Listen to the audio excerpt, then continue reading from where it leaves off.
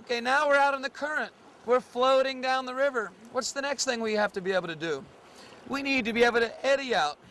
Eddying out is the most key skill to have once you're in the middle of the river, because with the eddy out, you can stop your downstream speed, you can get to shore, you can get out of the boat if you need to.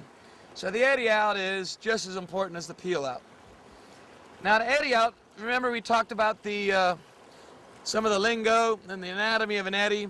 I'm sitting in what's called the pocket of the eddy. The pocket of the eddy is where if you just sit there without your paddle in the water, you're not going to be drifting downstream at all.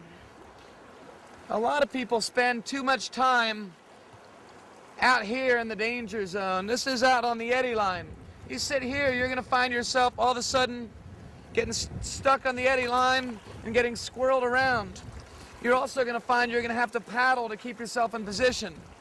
The pocket of the eddy, which is all the way in here, where there's either no current or the current's coming upstream, that's your safety zone. That's the place where you can hang out. And that's the place you should, in the beginning, shoot for every time you catch the eddy.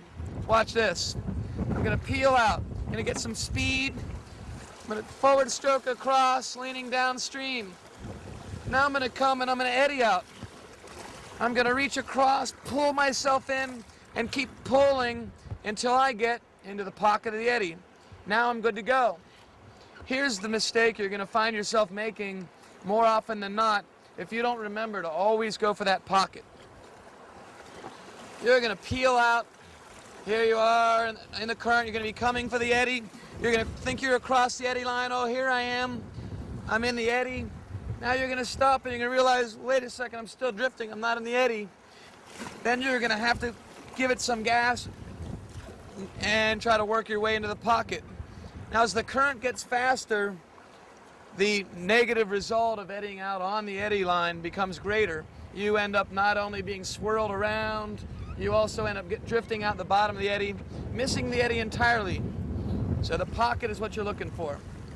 What kind of angle do you eddy out at? Just like when you peel out pointed upstream. If you want to get in the pocket of the eddy, you need to eddy out pointed downstream. The reason for that is because when you eddy out, the eddy is going to turn your boat. The more downstream angle you have, the further into the eddy, the deeper into the pocket you're going to go before your boat points upstream again. So watch this. I peel out, and I'm going to come into the eddy. I get some speed across the eddy line, pointed downstream, reach across the eddy line. I do a forward stroke, nice long forward stroke all the way until we're in the pocket.